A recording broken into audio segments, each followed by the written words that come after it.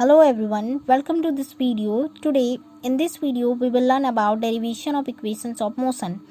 आज हम इस वीडियो में मोशन के इक्वेशन के डेरिवेशन के बारे में सीखेंगे by integration method. First, derivation of first equation of motion v equal to v0 plus at. Let me first start by highlighting the main point of this equation. So the some important thing that you must remember is that first, a, that means acceleration is constant. Second, v0 which is also called u is initial velocity. Third, t is time. Fourth, v is final velocity. Motion के first equation में हमारा a that means acceleration constant है, v0 जिसे हम u भी कहते हैं initial velocity है, t टाइम है और v क्या है हमारा फाइनल वेलोसिटी है. So let's now derive this equation. Let an object be moving along a straight line with uniform acceleration a.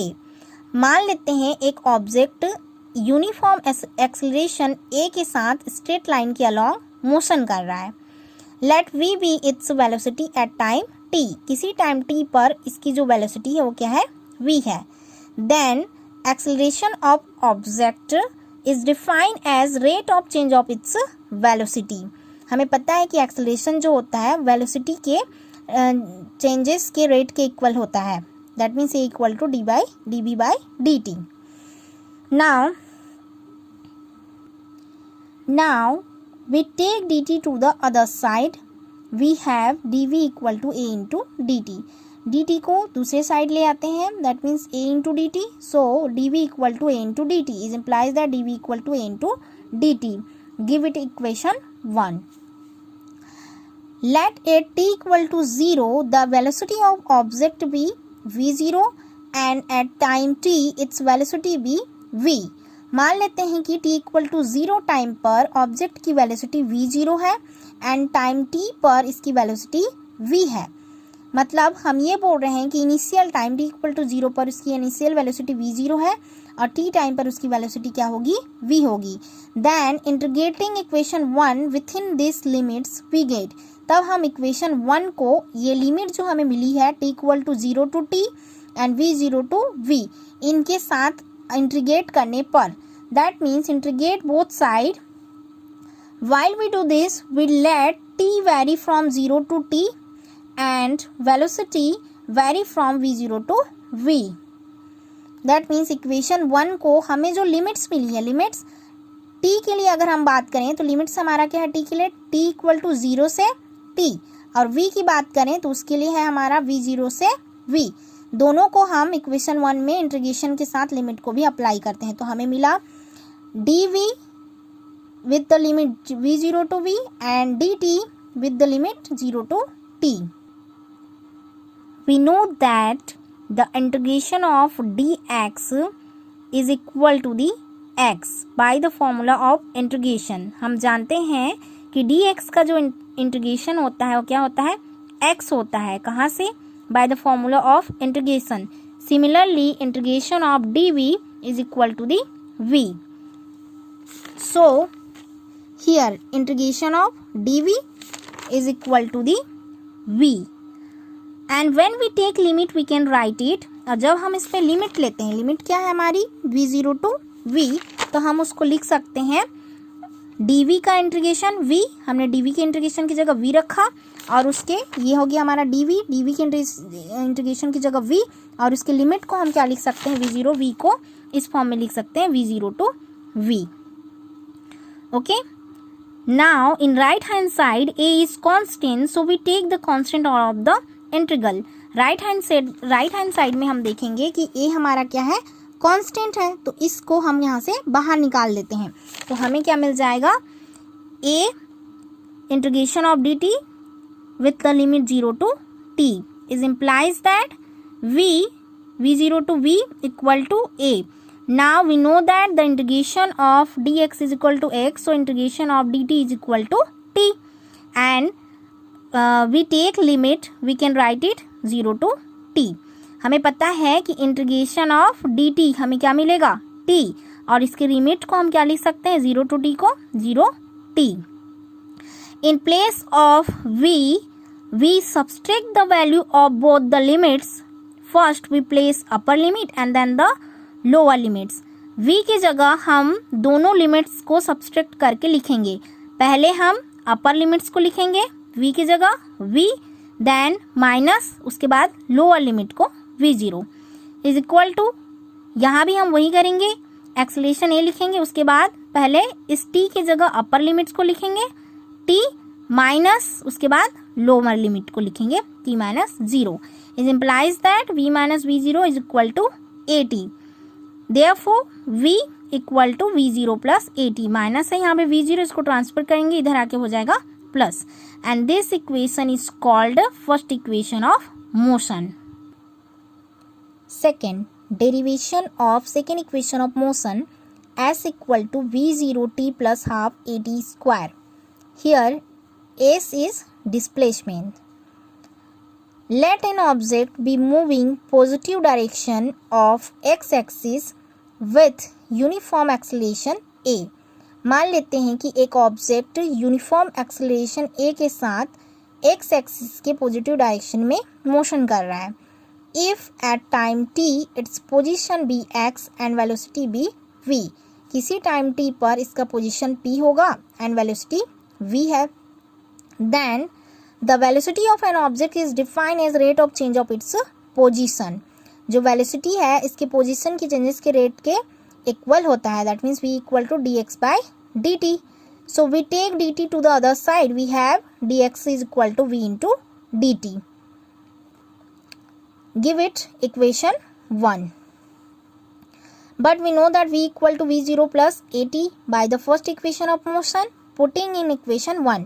Equation 1 में हम जो है क्या करेंगे, ये इक्वेशन 1 है, इक्वेशन 1 में v की वैल्यू को पुट करेंगे. v की वैल्यू हमें पता है क्या है, v0 प्लस at. तो हमें मिल जाएगा dx इक्वल टू v की जगह हम पुट करेंगे v0 plus at into dt. Now we multiply by dt and give it equation 2. अब हम इसको dt से मल्टीप्लाई करते हैं तो v0 into dt plus at into dt, इसको हमने दे दिया equation 2. Let x0 and x be the positions of object at time 0 and t respectively. मान लेते हैं कि टाइम t इक्वल टू 0 पर ऑब्जेक्ट का पोजीशन x0 है और t टाइम पर इसका पोजीशन x है. Then integrating equation 2 within this limits. तब हम इक्वेशन 2 को इस लिमिट्स के साथ क्या करते हैं, इंटीग्रेट करते हैं. लिमिट्स क्या है हमारे पास, x0 टू x और t के लिए 0 to t. So by the equation, from the equation 2 we can write integration of dx with the limits x0 to x is equal to v0 integration of v0 with the limit 0 to t and integration of at with the limit 0 to t. It implies that we know that the integration of dx is equal to x, and if we take limit we can write it x0 to x is equal to v0. Here v0 is constant, so we take the constant out of the integral. यहाँ पे v0 constant है, इसको बाहर निकाल देंगे तो v0 हो गया integration of dt plus a यहाँ पे constant है, सो a को हम यहाँ से बाहर निकाल देंगे तो मिलेगा 0 to t into dt. Is implies that first we place upper limit and then the lower limit in place of x. x की जगह हम क्या करेंगे, पहले x को रखेंगे फिर x0 को, तो मिलेगा x minus x0 equal to v0 integration of dt equal to t, and if we take a limit we can write it 0 to t plus a. Since we know that integration of x to the power n into dx equal to x to the power n plus 1 is by n plus 1. So therefore integration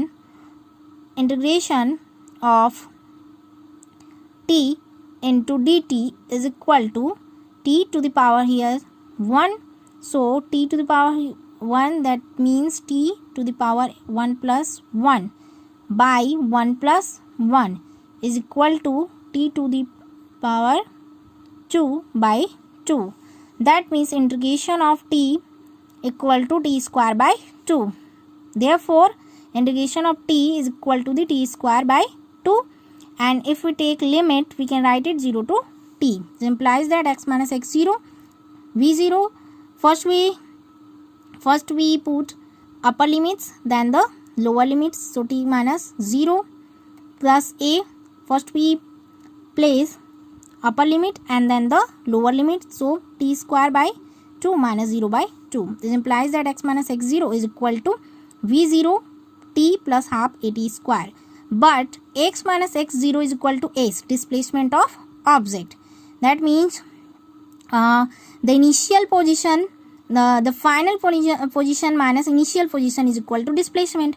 किसी भी object का अगर हमें displacement चाहिए तो हम क्या करेंगे, उसके फाइनल पोजीशन में से उसके इनिशियल पोजीशन को माइनस करेंगे तो हमें मिल जाएगा क्या, displacement.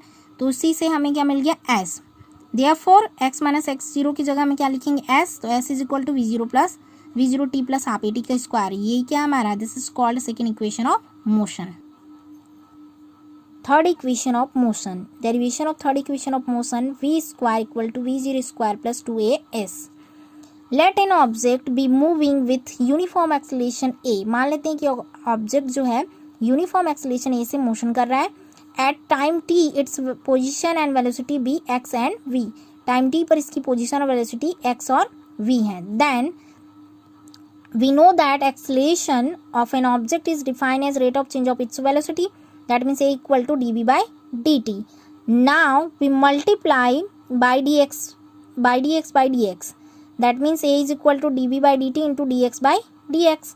It implies that we can write a is equal to dv by dx and dx by dt.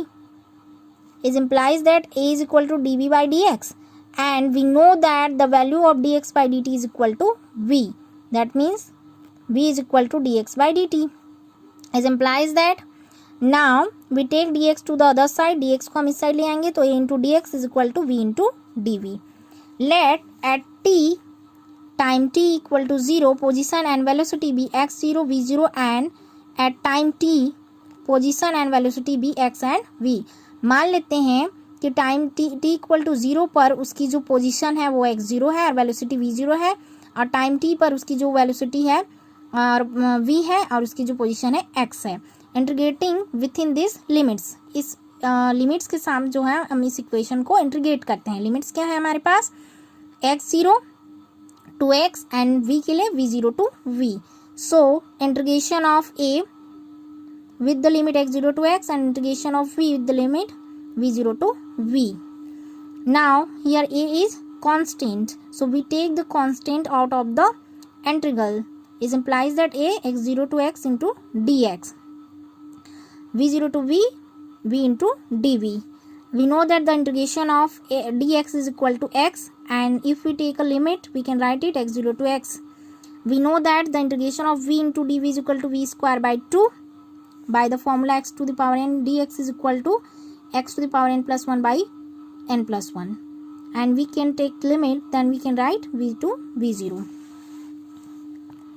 It implies that if we put, first we place upper limit and then the lower limit. Similarly here first we place upper limits and then the lower limits.